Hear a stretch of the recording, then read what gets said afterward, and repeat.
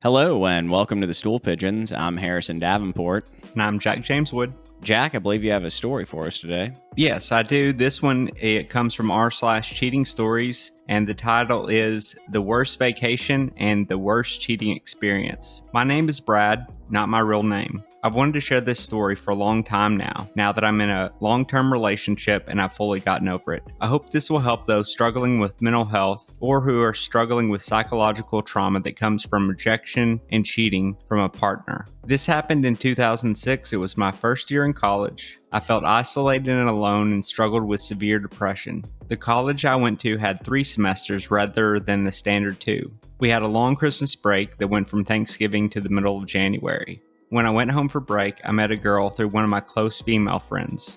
Her name was Lauren, a horticulture major. She was petite and fit and shapely. This happened about 15 years ago when I was in college. It's one of those cheating stories that had a devastating impact on me personally and made me very distrustful in relationships, fearful of being emotionally intimate and vulnerable with other people.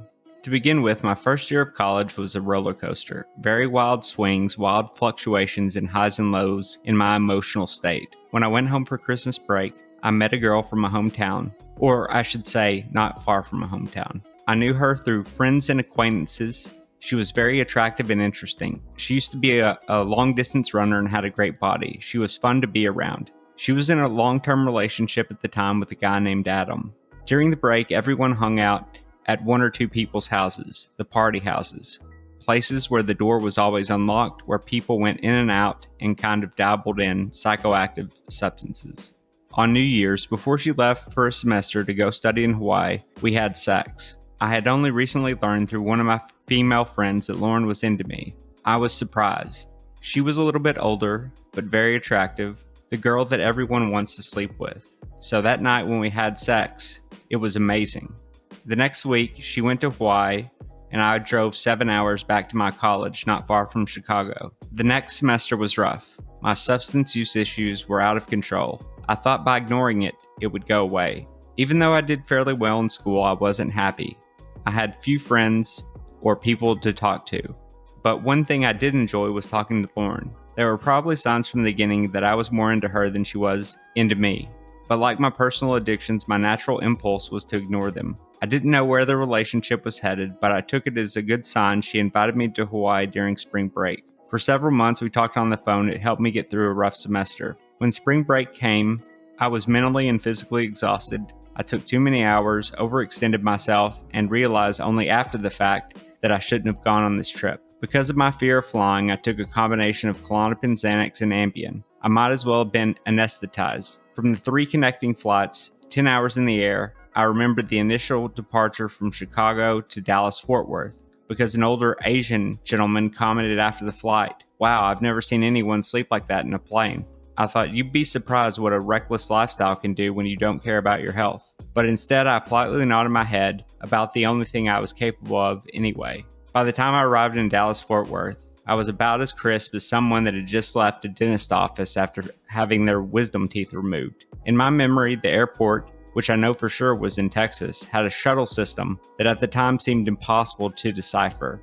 I barely made my connecting flight and was so incapacitated that I tripped while boarding the plane. I tried to calm everyone down by insisting, "Oops, tripped on my shoelaces." I didn't realize until I got into my seat I had on slip-ons with no laces. Clearly things were not breaking my way. In retrospect, I gave Lauren a lot of reasons to cheat on me. I probably would have cheated on me at that time. In college, the only time I looked at myself in the mirror was in the bathroom, which had one mirror that only captures you from the neck above. When Lauren picked me up from the airport, I was a mess. When we got to her dorm, there was a long hallway with a full-length mirror that you couldn't avoid. It was then that I wished I had done some self-care during the semester. In the full-length mirror, I caught a glimpse of myself and thought, "Jesus, you look as good as an obese man who just torched himself in a kitchen fire." Also, my hair, which was naturally thick and curly, looked like someone had glued hay to my hair, or given me poorly manufactured clown hair made of cheap plastics. A lot of people that look terrible will say there was a moment, maybe a photo, that made them so repulsed by their physical appearance that they decided to change their lives. This would have been one of those moments for me. Unfortunately, the months apart had led her to look even better. She was now tan, thinner, seemingly in a healthier mental state too. Going down the hall, I wish I could say we looked like Beauty and the Beast, but the Beast looked much better than me. I was more like Quasimodo. The first night we fell into our old routine. There was a house where everyone hung out. It was about a 3-mile walk to get there. I had been living outside Chicago, so had been in a climate where temperatures had rarely reached above 50 degrees. In Hawaii, while it was probably 70 or 80 degrees, my perception on the walk was it was 4,000. Also, the uppers didn't help. The combination of no exercise, heavy substance abuse, and my body acclimated to a climate where it mostly snowed caused me to sweat bullets, feeling tired by the time we arrived, and most of the walk was uphill. Things at the party were fine. I relaxed after a while. I got some alcohol into me.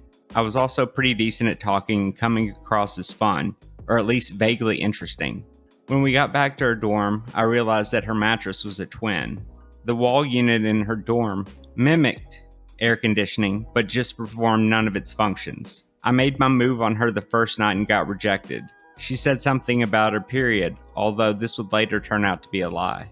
Around 4 or 5 a.m., I decided to take a shower to cool off. Being 19 at the time, I didn't know some pretty rudimentary things, like washing your hair multiple times dries it out and is generally bad for it. But I kept showering up, mostly because I hate the feeling of damp skin. Plus, I couldn't sleep. The air was thick and humid, and everything stuck to my body. I couldn't sleep. This contributed to its own madness. Can someone go mad from humidity, from heat? What about if we add in sleep deprivation? Somehow, the second day, I looked even worse. I felt even worse. Also, it was hotter inside the dorm than outside. So while she finished her last classes for that semester, I read outside for most of the day, underneath the sun, hardly comprehending anything other than a general feeling of self-hatred. She got back and was ecstatic. I thought about how I wished I was somewhere in Siberia, where I could cool down in a climate where it was below freezing and I could wrap up in many layers. Nothing was going well. To celebrate, she insisted there was going to be a big party at the house we went to the night before. I pretended to be pumped, even though my ideal vacation at this point would have been to be placed in a 2-week coma in a nice cold hospitals where I could get some real rest and relaxation. Before we went to the party, some handsome German guy, who struck me as evil, came by with a Ziploc bag of psychedelic mushrooms. For whatever reason, my psychedelic experiences are 50-50, either fun or about as tormenting as finding yourself alone with Twisty, the homicidal clown from American Horror Story. This night turned out to be the latter. I felt like Dante being led by Virgil through the 9 circles of hell. All of this was before we left for the party, and arguably, this was the best part of the evening. So let's fast forward an hour or two later. I couldn't find Lauren at the party. She was completely gone. Now I'm in the phase of severe hallucinations, surrounded by strangers. I don't like small talk, and people were asking me invasive questions like, "What's your name? What do you do? Where are you from?" Didn't they know I was being punished for eternity right here, sitting alone in this room trying to make small talk? Once again, I figured if I could just reach the bathroom and sprinkle some cold water on my face and avoid looking into the mirror, I could get a grip on myself. But this house had 1 bathroom and there were about 90 people there for all of them to share. I waited in line in a hallway with the others for a while, and I kept asking whether they've seen Lauren. They said no, or some said yes, but then pointed to a different Lauren. Before I could get into the bathroom to get some cold water, someone said yes, and then pointed to the end of a hallway. They added, "But you may not want to go in there." That person then laughed. I decided to disregard the advice. I needed to see someone I knew just to tell me that everything was okay. I walked down the hall and opened the door, and the German dude and Lauren were completely naked. She had her legs behind her head and he was going to town on her. I don't know if I stood there for 5 seconds or 5 hours, but it felt like I was frozen in time. I thought I was hallucinating. I know I was hallucinating one thing, that the German guy had transformed into an SS soldier. The bed was turned in such a way where she couldn't see me, but he could. He smiled as he finished. She turned around and told me to shut the door. It was all real, except for the fact that I imagined the German guy was the reincarnation of an SS soldier. Somehow I made it back to her place, got my things, and started walking to a hotel. When I looked in my wallet, I noticed that someone had taken most of my cash, so I had to use a credit card that was pretty close to the limit. I stayed at a hotel for a night, but I barely got any rest, just replaying the whole evening in my head. The next morning, I realized I could not stay at the hotel again because my credit card would exceed the limit. I had brought like $800 in cash and someone had stolen it. Maybe the German guy. This would be my last day and night there, and that's all I had to do to get through it.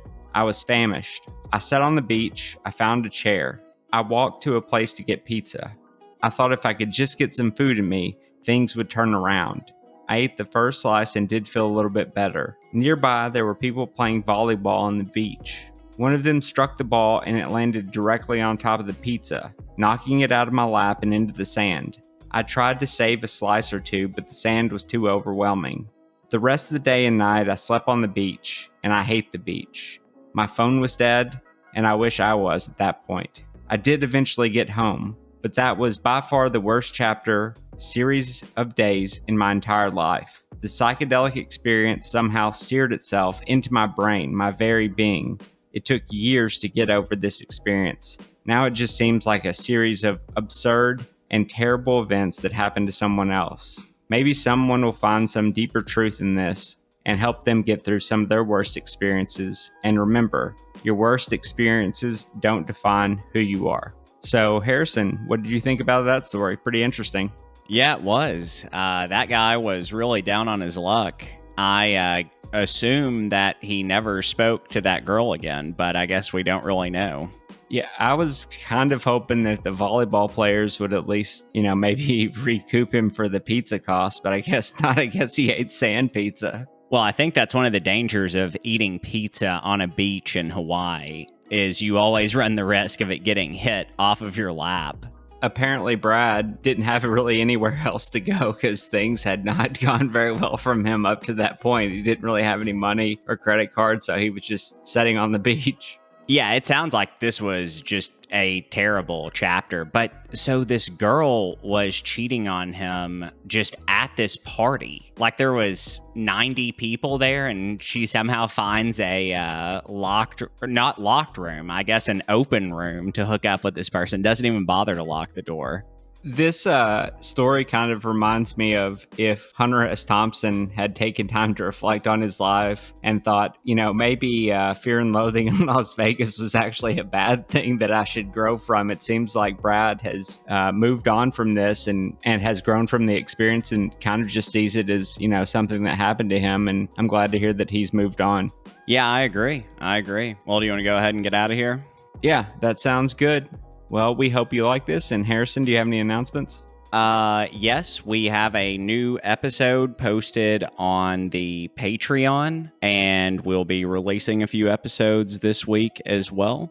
Please subscribe to the Patreon and to the regular YouTube page, and our weekly podcast is available on all major platforms. Thank you for listening.